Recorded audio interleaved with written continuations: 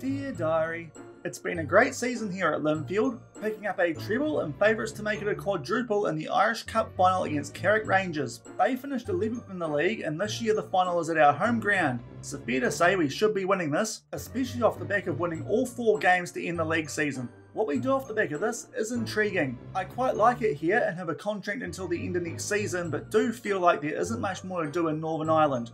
Obviously, that means giving up a potential European campaign, but would we do much here anyway? So I will keep an eye out on the job market over the off season and see if anything interesting pops up elsewhere. Until next time.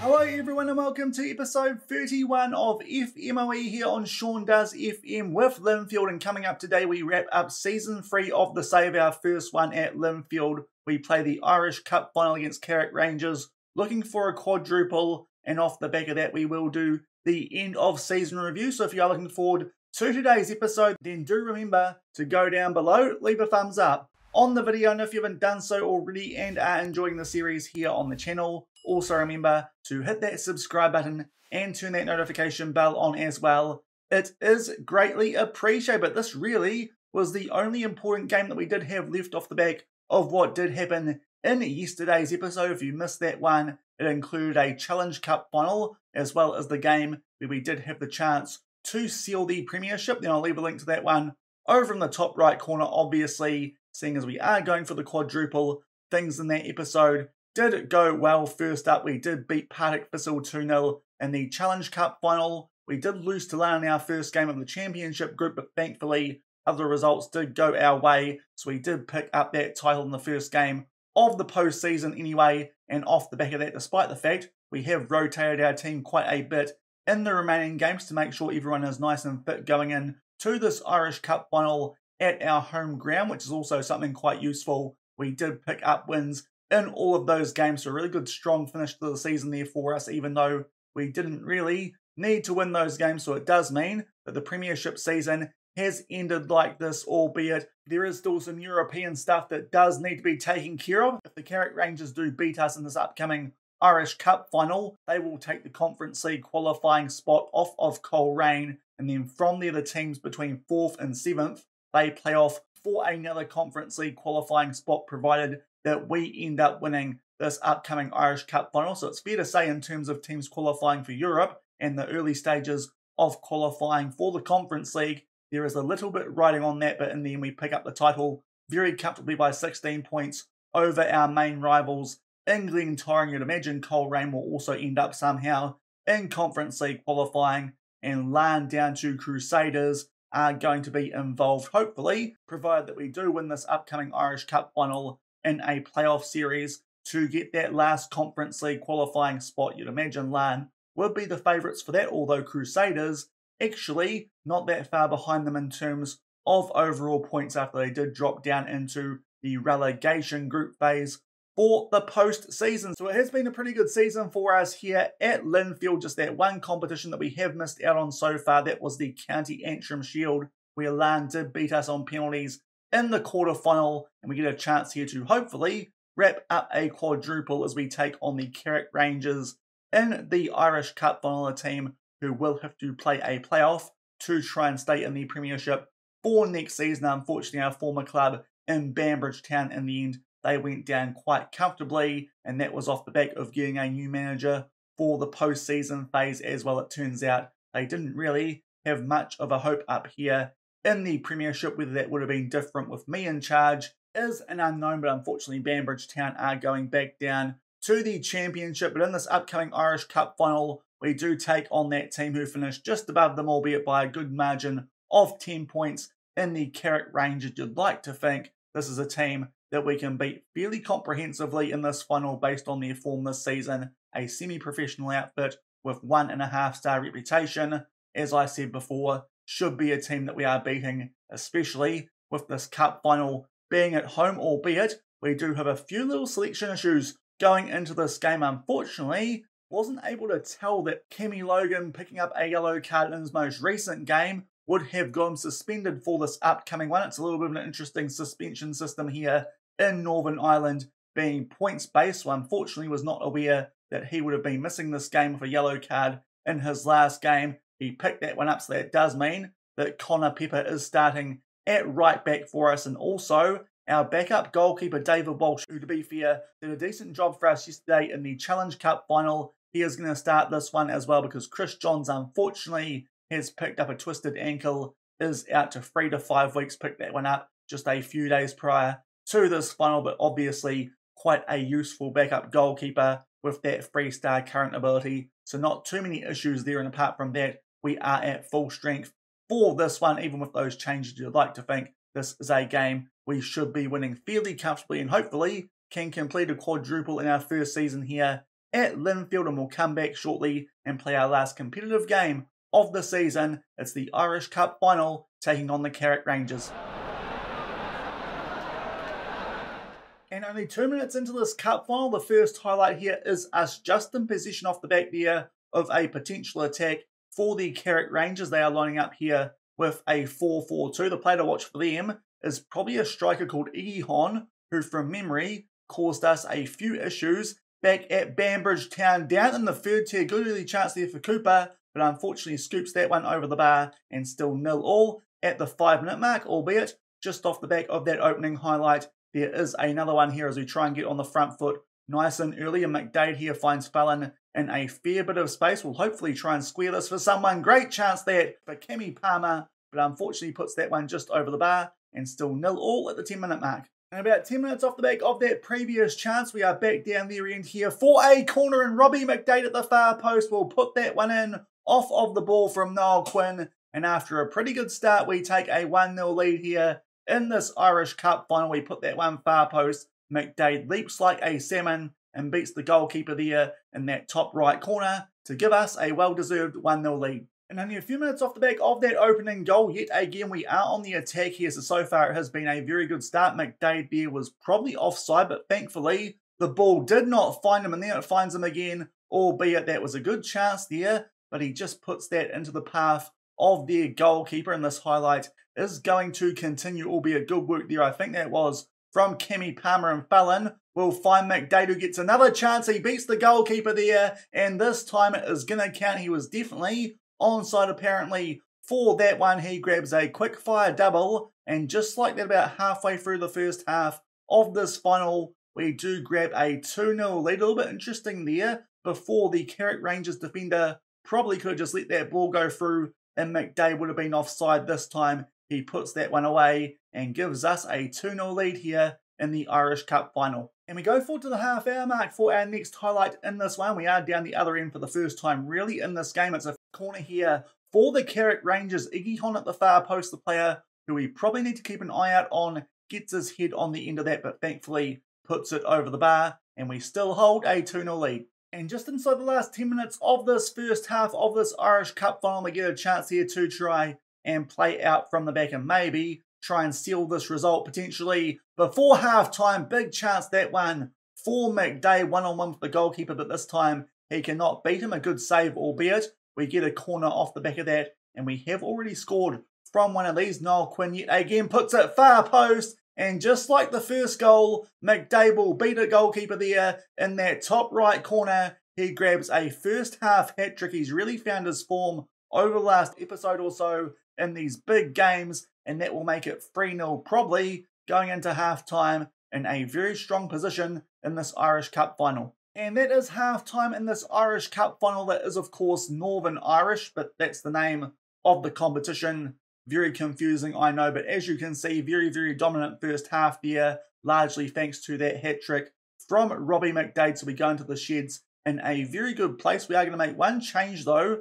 Peldy O'Connor did pick up a yellow card very late in that first half. With our discipline record this year, I think it's probably a good idea to make sure nothing happens in the second half. In regards to that, so Mazid Agumbo will come on for him. We'll get things back underway with that nice 3-0 lead. And only a few minutes into the second half, we have our first highlight here, a throw into the Carrick Rangers inside the final third, and Mullen puts that one into the mixer. A good chance there for Nixon, retreating a little bit, but puts it over the bar, and we still hold that 3-0 lead. And we go forward a few more minutes for our next highlight here in this cup final in the second half. They try and pump this one deep for Iggy Hon, but thankfully one of our players there did win the ball back for us, and we try and get something going here in the midfield with some good short passing. Nice overlap, that one. And Cooper with a very good chance. It's a lovely assist that time for Robbie McDade. His imprint is all over this one, and that will surely now seal the result if it wasn't already wrapped up. 4-0 just shy of the hour mark. Some good short passing. Cooper on the overlap, judges that well and just bangs that past the goalkeeper into that top right corner, and we now hold a 4-0 lead. And we've just entered the last 20 minutes of this cup final. Obviously, it does look like we are going to pick this one up with a 4-goal buffer. It would take some sort of collapse from here for us to not pick this one up, especially against the team who did finish 11th out of 12 teams on the league table. And of course, the other team was our former club in Banbridge Town, but they do get a chance here to try and play out from the back, and they do hold position quite well in this highlight anyway. And now Nixon starts to make his way forward down that right-hand side, plays that one back to Moore.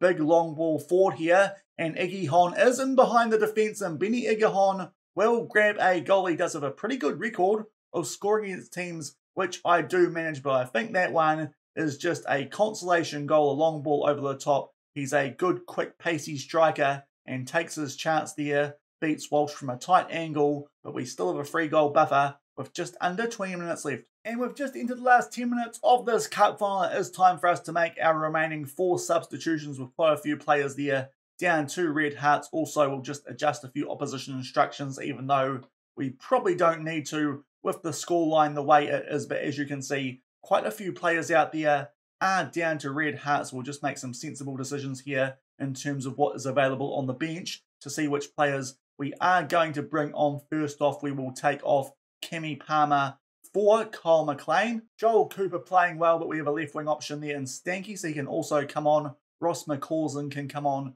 for Jordan Stewart in the attacking midfield role. And as well as that, Matty Lewin can cover defensive midfield as well. So I think our last substitution will be him coming on for Chris Shields. Will ring the changes there with that 4-1 lead and 10 minutes left. And only a few minutes off the back of those substitutions, we have a free kick here just inside of the opposition half, and Noel Quinn will try and float this one over the top. Moore heads that one away, and the Carrick Rangers here did look like they might get a chance there to do something on the counter-attack, but now Stanky makes his way inside the box. A very good individual goal there by our young 17-year-old from Belarus, and he puts that one in the back of the net, and we make it 5-1 here with not long left. It was a good tackle there from Quinn, and he still had quite a bit of work to do there, Stankovicius, but a good finish, albeit Glendining probably should have got a stronger hand to that one, but that will put the cherry on top. 5-1 with only a few minutes left. And we have one more highlight in this one as we enter the last minute of injury time. It was a corner in our favour, but the Carrick Rangers goalkeeper will come out and claim it, and I think this highlight is not going to amount to much, but we don't mind. We are well and truly on top. 5-1 in this Irish Cup final. In the end, probably would have been a better spectacle if we played our rivals in Glentoran, who surprisingly did lose that other semi-final against this team in yesterday's episode. That game that we did play, in between the two that we did show you guys, we nearly gifted a goal there late though. Good save from Walsh off the back of a little bit of a cluster at the back, but we should be getting close now to full time in this one. Mullen takes his time over the corner, but it does look like, well, we are going to pick up the Irish Cup and make it a quadruple, although Stankovicius will head this one away and give the Carrick Rangers one more chance here to try and add a goal to their tally to add a little bit more credibility to the scoreline, and they take their sweet, sweet time over this as well. And McDade will head that one away, but this time the final whistle does get blown, and we pick up a quadruple here in our first season in charge at Linfield in Northern Ireland, off the back of a very, very comfortable win there in that Irish Cup final by 5-1, and that goes alongside of the Scottish Challenge Cup, the League Cup, and the Premiership. 4 trophies at Linfield in our first season, rounded off by that Irish Cup win. And back in the inbox off the back of that lone game of today's episode. So in the end, it was a very, very successful first season here At Linfield, we picked up the quadruple, and now we've won most of the main trophies here in Northern Ireland off the back of winning most of the ones down in the divisions with Banbridge Town over the last few seasons. We've won 4 of the 5 available to us here at Linfield. In our first season, the one that we did miss out on was the County Antrim Shield, and the board didn't really care too much about that competition anyway, so it does kind of feel like now we've accomplished most things that we can do here in Northern Ireland. I suppose the big question now, does an interesting job come up between now and when we do come back for the start of Season 4 in tomorrow's episode, but a good end to the season for us there. We pick up the quadruple. We also enter the Northern Irish Hall of Fame, so that is a nice start to our time here in this save, as you can see. In fact, we won't show you guys that one because it will come up later. What we do want to show you guys is the Hall of Fame, and there we are, ranked 8th with the 2 teams that we have managed and one of few foreigners on that list alongside George Eastham out of England, but we are inside that Hall of Fame here now for managers in Northern Ireland. Going up a little bit further, everyone at the club quite happy with our work. Robbie McDade found some really good form late in the season, especially in those cup finals and semi-finals, and that carried us a long way towards picking those ones up. But a very good season for us here at Linfield, and we'll come back and wrap it up properly shortly with the end of season review. And we've gone forward only a few clicks and do have our end of season review here for our first season at Linfield in 2024-25. In the Save universe, we start off with the transfers that we did make, and the signing of the season was Ross McCausland. Of course, he was a former Linfield player who did get released by Rangers, our affiliate club. He was quite a good pickup being homegrown club. 18 appearances starting, he picked up 8 goals and 7 assists with a 7.33 average rating. With an A+ rating, he picks up our signing of the season. Aaron Lyle on loan from Rangers also did a good job, as did Paddy O'Connor. Probably in terms of games started, was our signing of the season, albeit we did have to pay a little bit for him in £24,000 from Lincoln City, but he did a good job, as did Mazida Gumbo. And to be fair, most of the players that we did bring to the club did a pretty good job. Maybe Charlie Sayers was a little bit disappointing with a 6.69 average rating, albeit he did suffer an injury around halfway through the season, which probably didn't help him out, the former Tottenham man. But overall, most of our signings did a pretty good job here in terms of transfers out. We didn't do too many and didn't get a fee for any of the ones that we did anyway, so it's a bit hard to judge those ones. But James Convey, they were quite happy that we got rid of him, and a few players that we did loan out who might be involved here next season, but that does depend on whether we are still in charge here at Linfield or if we find a different challenge for the next season of FMOE. Going forward to the results, obviously most of the stuff is going to be quite good in the end. We waltzed home there with the Premiership, as you can see, because of that win in the Irish Cup final. Coleraine are guaranteed that 3rd Conference League qualifying spot, and the teams between 4th and 7th will fight it out for that last remaining one. You'd imagine, though, that Larne might be the team who picks that one up. The Conference League, we didn't last long in that competition and qualifying this season. We beat Sumkait in the first qualifying round, but then Piast Glowicki from Poland put a bit of a hurting on us in the second qualifying round, and from there we did change our tactic, and it did seem to help us a little bit during that domestic season, the Irish Cup. In the end, we picked this one up pretty comfortably, winning all of our games fairly well to make our way through to that final and beat the Carrick Rangers, as you saw before, by 5-1. Also, the League Cup, there are a few slightly closer games in this one, but we beat Larne fairly comfortably in the final of that one as well by 2-0. We unfortunately did not pick up the County Antrim Shield, the only trophy that evaded us this season, losing on penalties to Larne in the quarterfinals. And of course, the Scottish Challenge Cup, the Trust Trophy, we picked that one up yet again quite comfortably, ending with a 2-0 win over Partick Thistle in the final. So we did pick up a quadruple here at Linfield this season. We go forward to the moments to remember. Our biggest win was in the Premiership, 6-0 over the Dungannon Swifts back in March. The match to remember was 4-0 win over St Johnston in the Challenge Cup. I think that might have been back in the quarterfinals,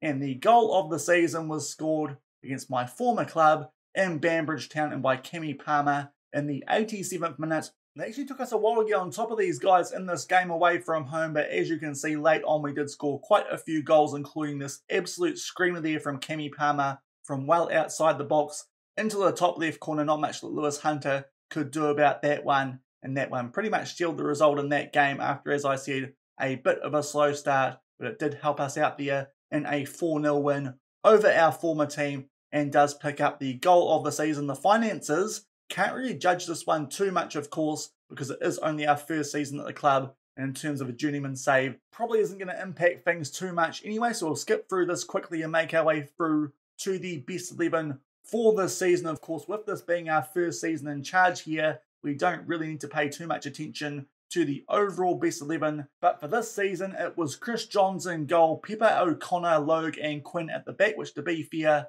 I think was our starting back for quite a bit, albeit Cammy Logan you could potentially switch in there for Connor Pepper, but apart from that, that was our starting back for this season. The midfield, Shields, Palmer and McCausland in the attacking midfield, so McCausland in there instead of Stewart. Maybe that's something we do need to consider doing if we do stay here at the club for next season for a potential European campaign in our front three. Pretty easy this one. Fallon at right wing, Cooper at left and McDade up front off the back of that strong end to the season, albeit McKee also had a pretty good season as well as the backup striker. The accolades, now to be fair, I think competition awards wise, there are still those playoffs for that last European spot that need to conclude, as well as the promotion relegation playoff to the championship here in Northern Ireland. So I don't think all the competition awards have been decided just yet, but as you can see, as a manager, we did win Manager of the Month in September, October, December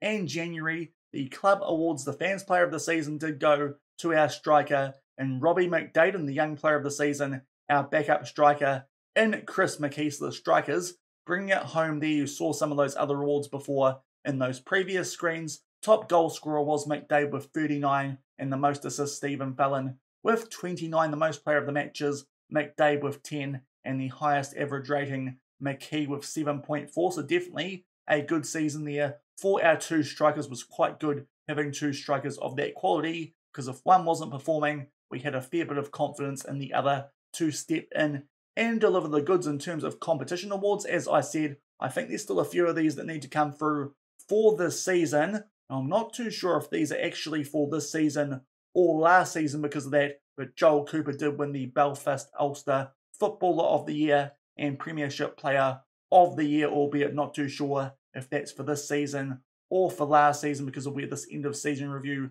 does fall here in Northern Ireland. And over on the right you can see the record breakers. I'll let you guys pause that if you want to go and have a look at those, because as I said before, being a journeyman save, not too sure if that has too much of an impact here for us at Linfield. And we go forward to the history in the making tab, and as you can see, we did pick up the quadruple as we ran through before. And going forward to our dynamic manager timeline, we'll see what's been added since we spent time back at Banbridge Town in the first two seasons of this save. And there has been a little bit of stuff added off the back of us leaving Banbridge Town and joining Linfield here on the 7th of July. As you can see, we made a few signings in that month. We brought up 100 games in charge in late September, picking up a 3-0 win over Crusaders in the league. And then this year in game 2025, we picked up a fair few honours, as you can see highlighted there. The Challenge Cup, the Premiership, as well as the Irish Cup. A new points record as well for Linfield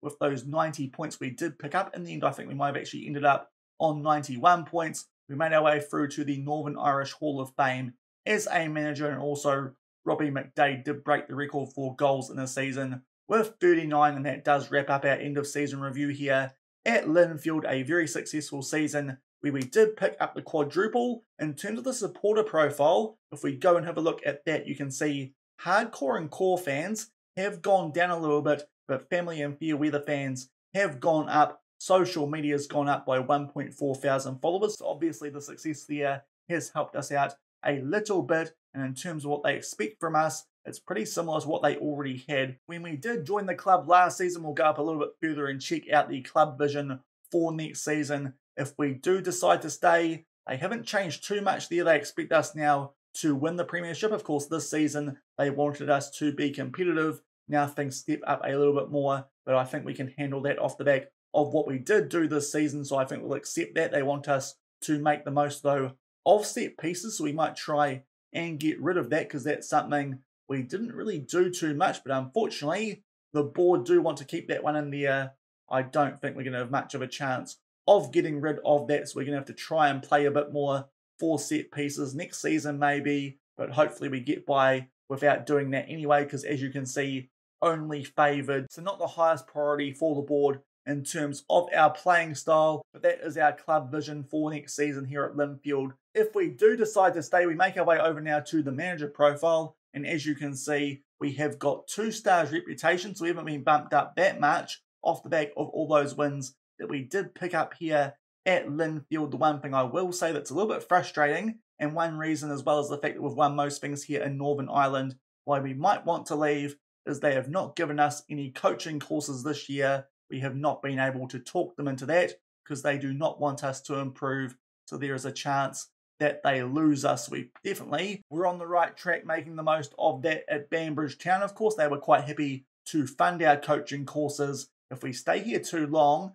that might just hold us up a little bit in pursuit of getting a better job. So maybe that's something we do need to consider if we do try and find a new job in the save. But to counter that, because we did win the league here in Northern Ireland, next season we will be entering Champions League qualifying. So there's a chance there if we can win a couple of ties, we will be playing in Europe for a decent chunk of next season. So I think what I'm going to do in terms of the off-season is still try and build the team and make it a little bit stronger, but still keep an eye out on other jobs and see if anything interesting does take our fancy. That does mean it would make sense to leave Linfield because, as I said, we've won pretty much everything there is to win here in Northern Ireland, but just that dangling carrot in terms of some potential European football for next season in terms of the job centre at the end of the 2024-25 season. There you can see there are quite a few jobs in the Championship, League 1